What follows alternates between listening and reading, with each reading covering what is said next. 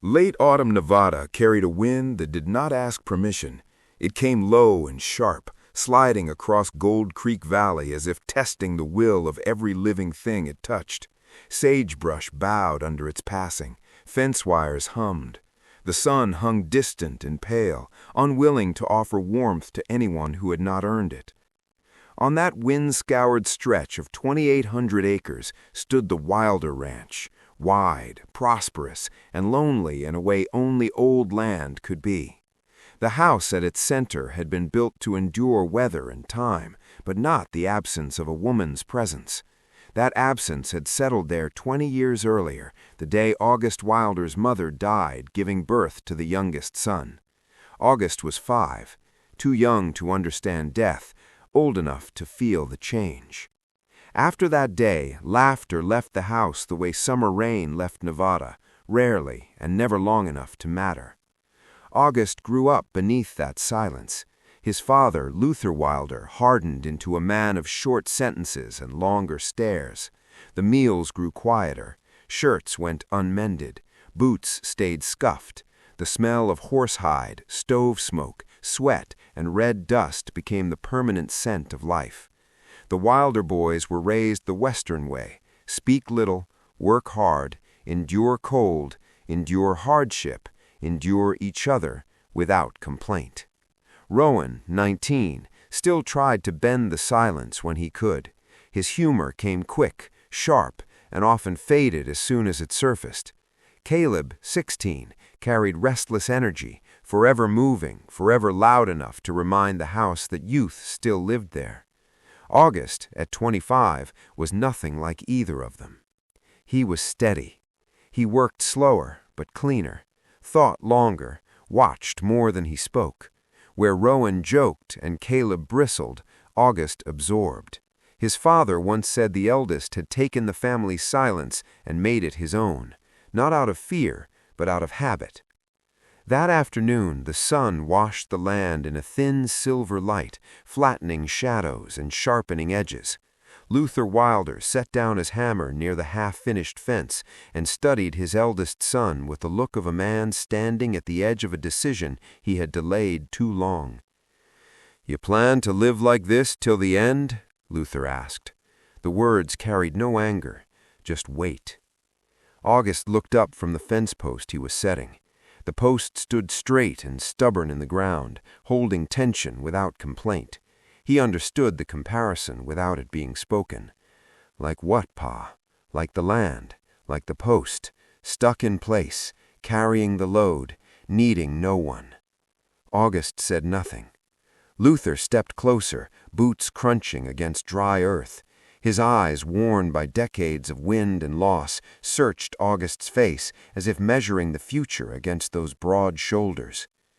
"I don't want you dying alone like this land. Not everyone's born knowing how to love, but everyone's meant to learn. Your ma said that." The words fell softer than expected, heavier too. August swallowed. He had no answer ready, and his father didn't wait for one. 2 weeks later, on the road back from Silver Bend, Luther spoke as calmly as if announcing a routine purchase. "I found you a wife." August stopped. The wind tugged at his coat. The horses shifted behind them. "Nia Carter, daughter of Margaret Carter, 20, mild-mannered, good in the kitchen. You'll meet her after Sunday service." August's chest tightened, not with anger, but with the sudden sense of ground cracking beneath him without warning. "You did that without asking me?" August asked, his voice low. "I've asked you for 25 years. You never found anyone." August said nothing more. He couldn't. Silence had always been his shelter. Now it felt like a wall he didn't know how to climb. Sunday came clear and sharp. The sky held no clouds, making every sound feel louder: the church bells, the dust beneath boots, the murmured greetings of neighbors gathering by the steps. August walked beside his brothers, hat in hand, heart carrying a weight he had no name for. The Carter family waited near the churchyard. Their clothes were clean, but worn with time.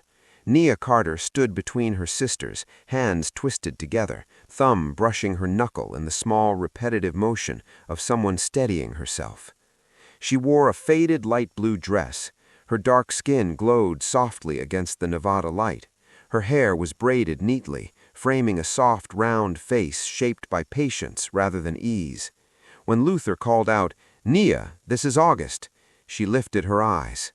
Nothing dramatic happened. No wind stopped, no light shifted, just two strangers meeting in silence. Her eyes were dark, clear, and watchful, eyes that belonged to someone who had learned to stand still before uncertainty. Beneath that reserve lay a quiet beauty, the kind born from endurance rather than attention.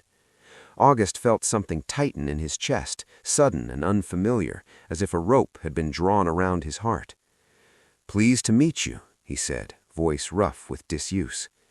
Nia dipped her head slightly. "Yes, and for me as well." Their words were simple. The moment was not. Family spoke. Decisions settled without ceremony. A marriage formed between a name and a glance. When the service ended and the crowd drifted away, August and Nia stood beneath the goko tree near the churchyard. Strangers, careful, each keeping distance, yet not far enough to stop their eyes from finding each other again. That second glance, narrow as light through a shutter, opened something neither of them understood yet. A long road, and neither knew the shape of it, only that something had begun to move. Early winter arrived in Nevada without ceremony. The air carried a pale yellow light, warm enough to hold the wind back for an hour or two, but never enough to soften it. Gold Creek Church stood small and weathered beneath that sky, its wooden walls bearing the marks of years that had passed without asking permission. Inside, a narrow beam of light filtered through the tall windows and fell across the floor in long, uneven streaks, like hurried stitches sewn into the earth.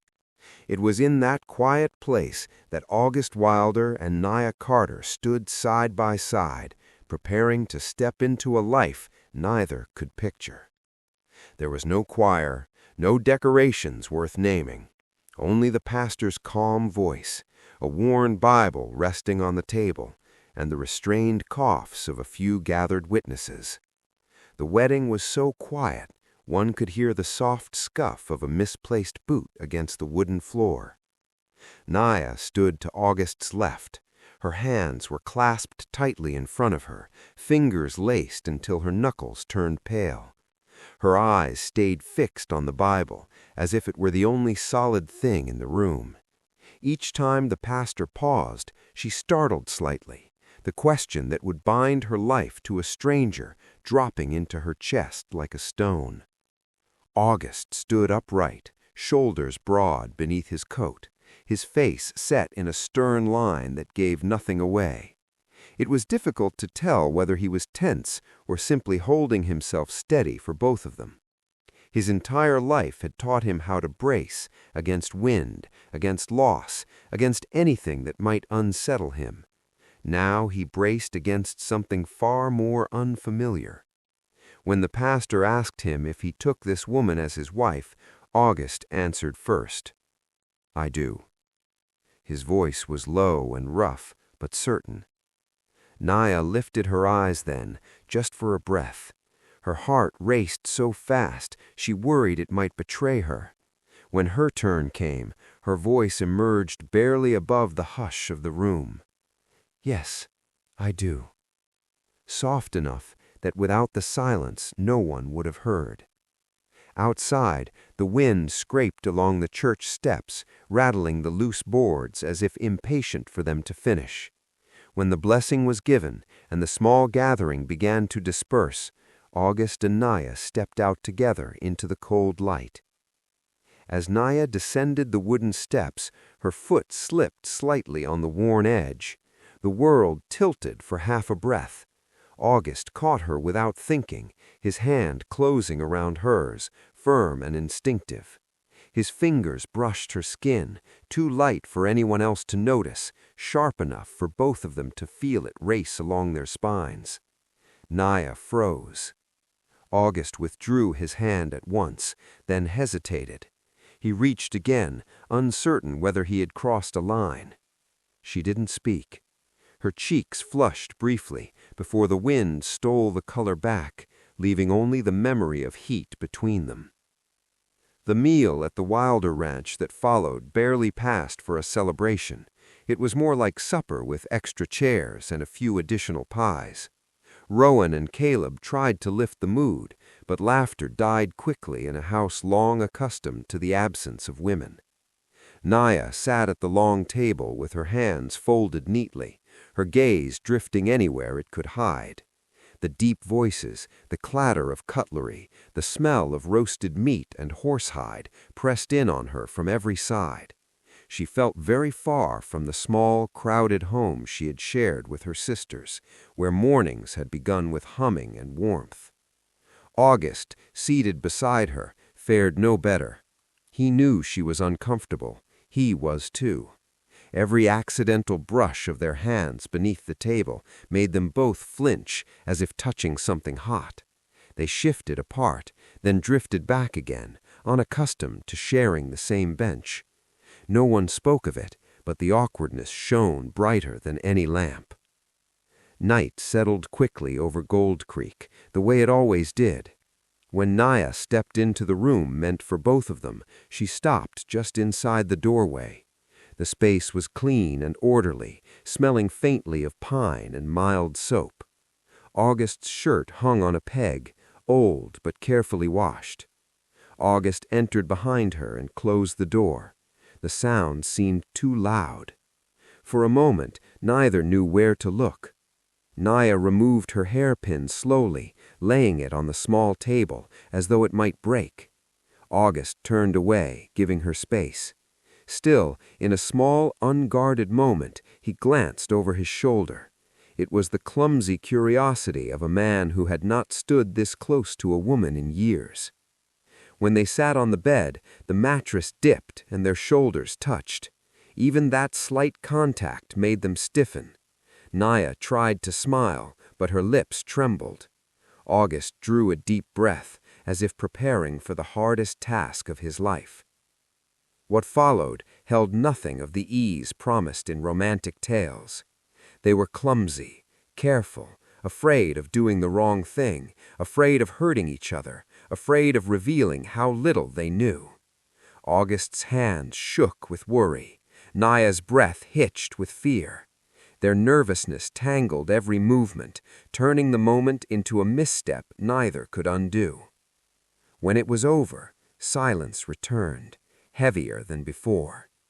They lay down and turned away from each other, each holding a private shame. Neither blamed the other, yet neither knew the words to set things right.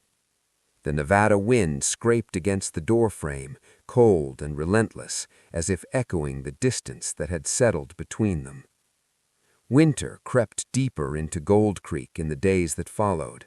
Not the kind of cold that bit, but one that lingered, a reminder that this land was never meant to be gentle. August rose earlier than ever, leaving for work before sunrise and returning after sunset. He buried himself in fences and stables, in any labor that spared him from facing what he did not know how to mend. Nia remained in the house, moving quietly through rooms that echoed her footsteps. At night, they shared the same bed, but faced opposite directions, two straight lines that never touched. The first night had not broken them, but it had built a fragile wall, and neither yet knew how to take the first stone away. Winter settled over Gold Creek the way it always did, without beauty, without softness.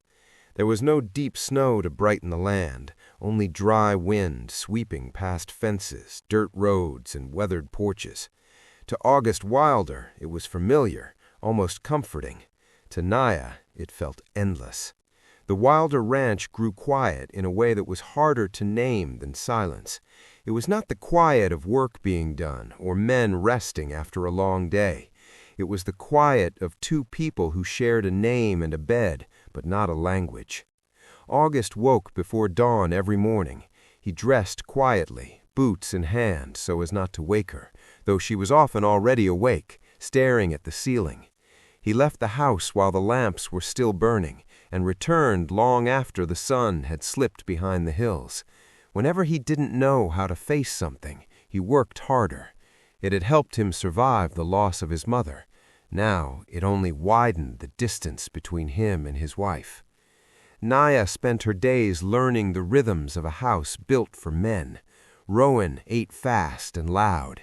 Caleb spoke before thinking. Luther spoke only when necessary. Their words were clipped, practical, nearly military. At the table, spoons clinked against bowls, chairs scraped, and the wind pressed against the door. Conversation rarely lasted longer than a sentence.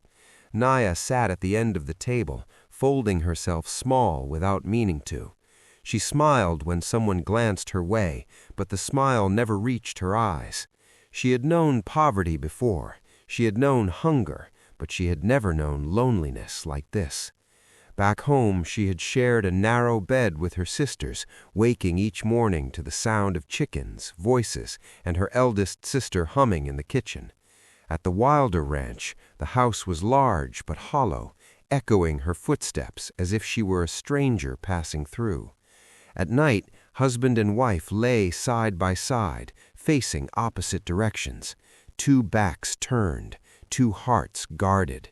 The memory of their wedding night, clumsy, tense, unfinished, hung between them like a small wound neither knew how to touch. Sometimes Nia woke in the dark and watched August's back in the dim glow of the oil lamp. Even in sleep, his shoulders were tight, as though he were bracing against something unseen. She would lift her hand halfway, wondering if placing it gently against his back might soften that tension. Her hand always stopped in the air. Mornings were filled with small, awkward moments that left both of them unsettled. When she handed him a bowl so he could pour water, their fingers brushed and both pulled away too quickly.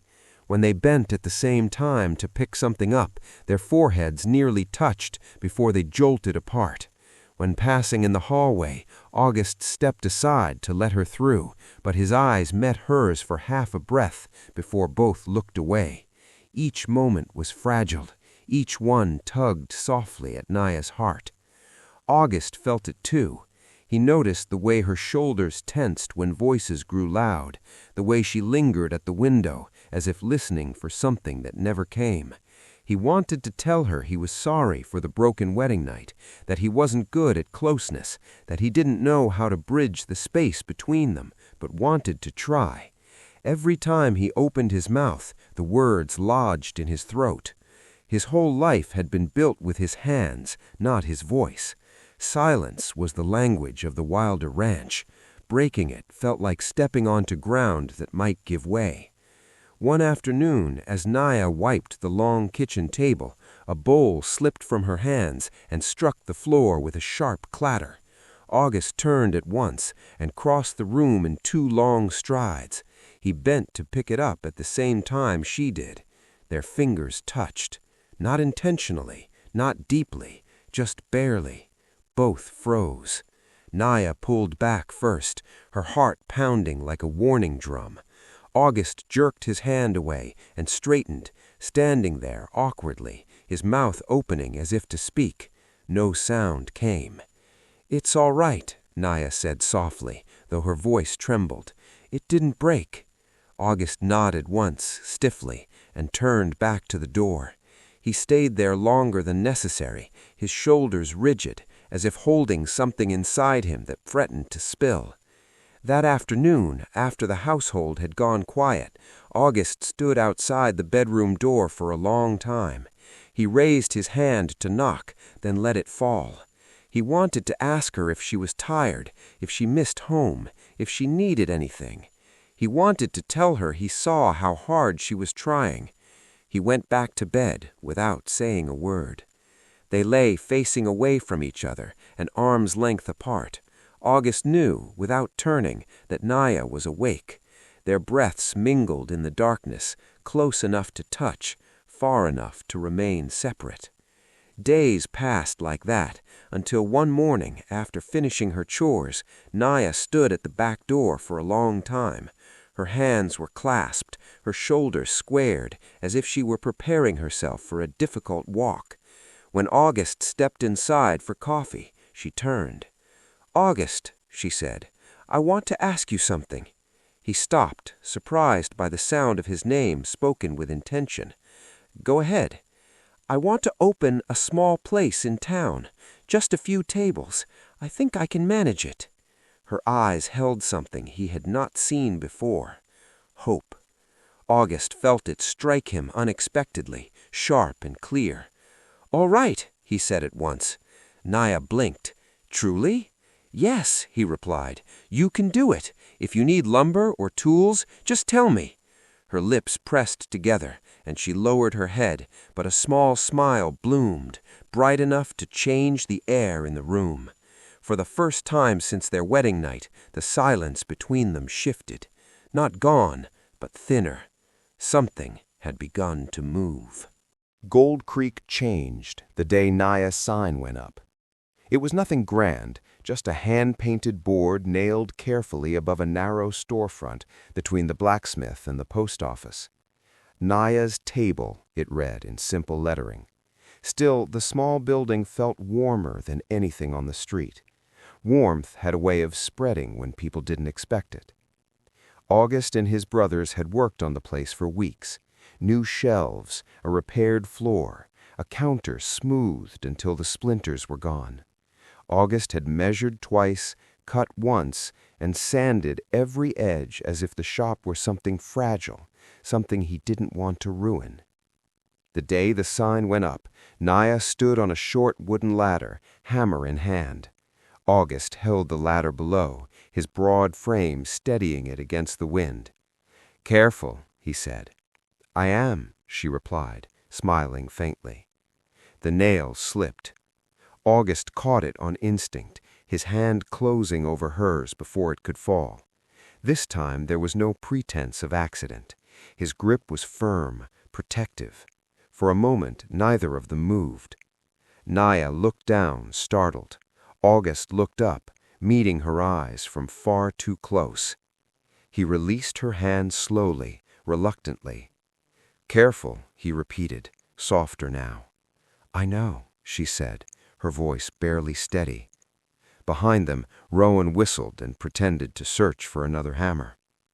Opening day arrived with the smell of baked bread and beef stew drifting through Gold Creek. Even with the sign reading "Soft Opening," people came. Silver miners, leather traders, cowboys fresh from the morning rodeo. The shop filled until Nia barely had time to breathe. Yet she moved easily, naturally. Her hands knew the work. Her smile came without effort.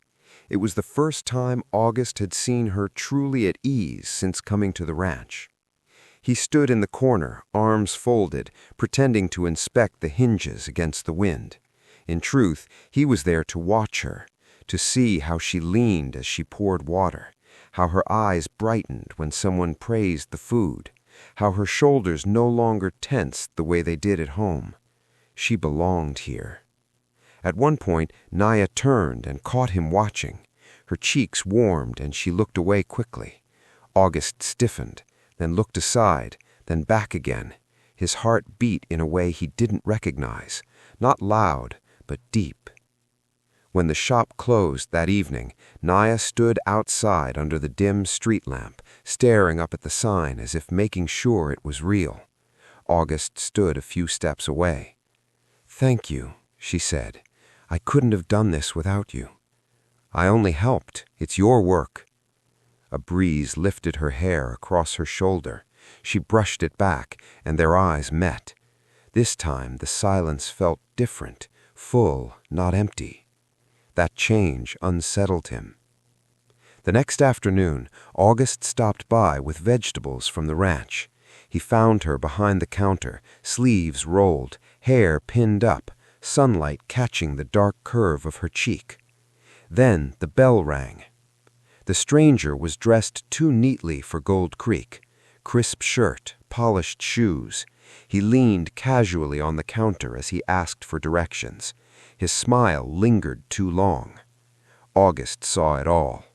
Something hot and fast rose in his chest, tightening his breath before he could stop it. He stepped forward without thinking. "Nia," he said sharply, "do you need anything else from me?" She blinked, startled. "I'm with a customer." "I'm a customer as well." The stranger frowned. "You got your answer. Now go." The room went still. Coins clinked on the counter as the man left, his expression stiff with insult. A cold draft followed him out. Nia turned on August, her eyes wide with hurt. What was that? His anger collapsed into shame. He opened his mouth, but no words came. "Do you see me as your wife, or as something you have to guard?" The question struck deep. August saw the truth in her eyes, not anger, but humiliation. He had made her small in front of others. The man who should have lifted her up had pulled her down instead. He couldn't deny it.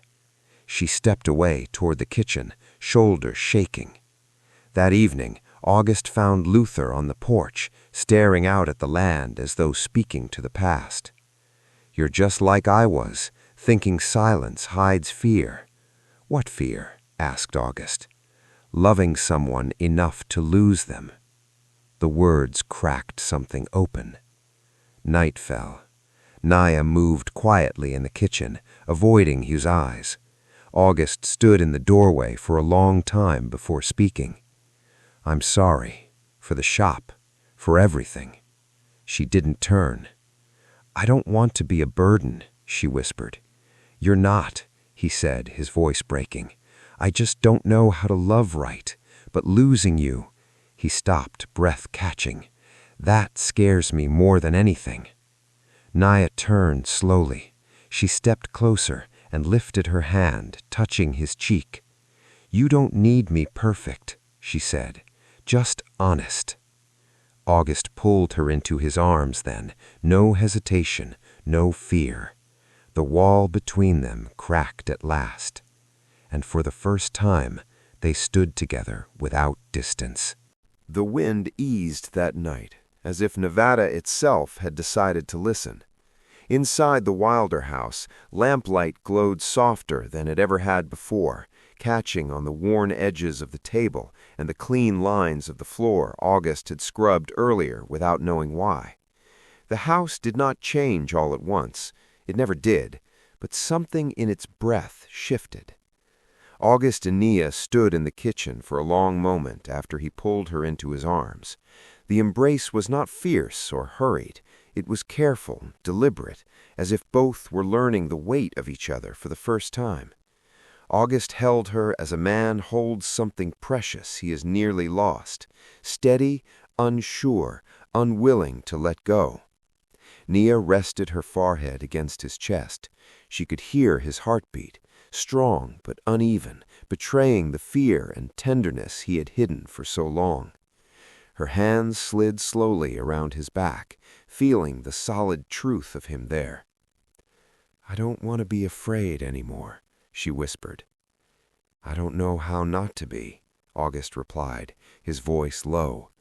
"But I know I want to try, with you." That was enough.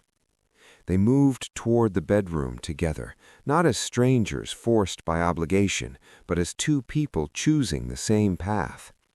The room felt different now, less like a place of failure and more like a space waiting to be filled correctly.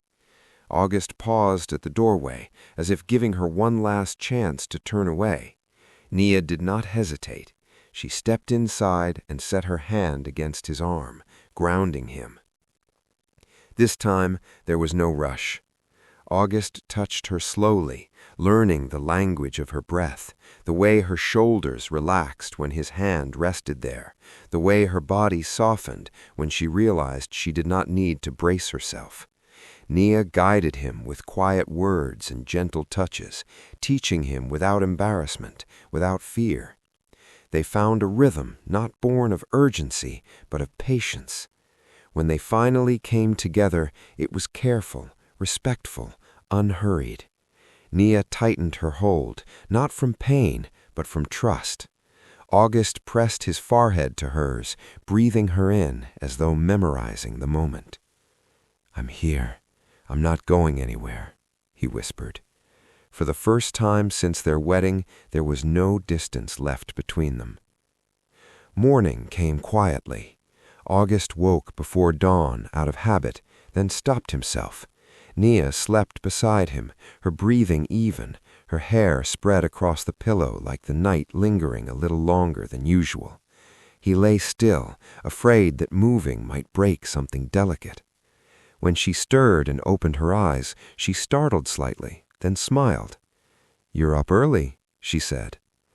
"I was looking at you," August admitted, the words leaving him before he could stop them.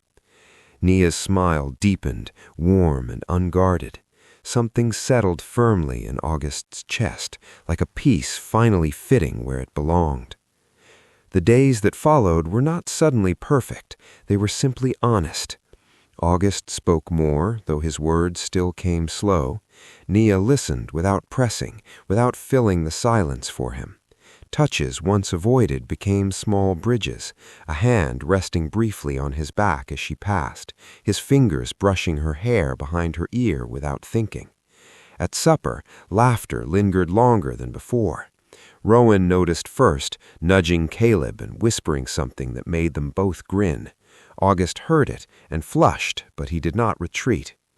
Nia's table continued to thrive. August visited often, no longer pretending he was there for hinges or shelves. He watched her with open pride now, unashamed of the way his eyes followed her movements. One evening, as they rode back to the ranch beneath a pale sky, August spoke without prompting. "Are you happy here?" he asked. Nia considered the question carefully. "I am.